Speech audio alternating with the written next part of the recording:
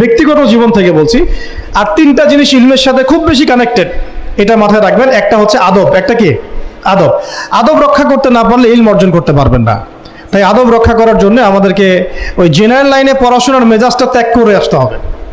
আমরা ওইখানে যে মেজাজে পড়াশোনা করি, ওই মেজাজটা আমাদেরকে একটু কর্পোরেট হতে শেখায়। মানে আমি বেতন দিয়েছি 500 টাকা, আমি 500 টাকার ক্লাস পাইলাম না কেন, তাই না? মেজাজটা এরকম আর কি।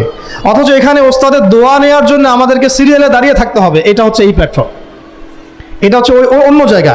এখানে এখানে একজন নবী হয়েও মুসা আলাইহিস সালাম যুগের পর যুগ হাঁটছেন এমন একজন ব্যক্তির সাক্ষাতের জন্য যিনি তার চেয়ে বেশি জ্ঞানী।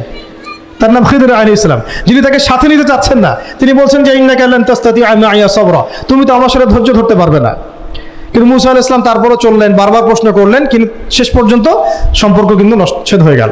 মনে আছে কি? হাদিস সূরা কাহফের কথা বলছে। তো এটা হচ্ছে এই ইলমের জায়গাটা এমন একটা ইলমের জায়গা যেখানে আদব রক্ষা না করলে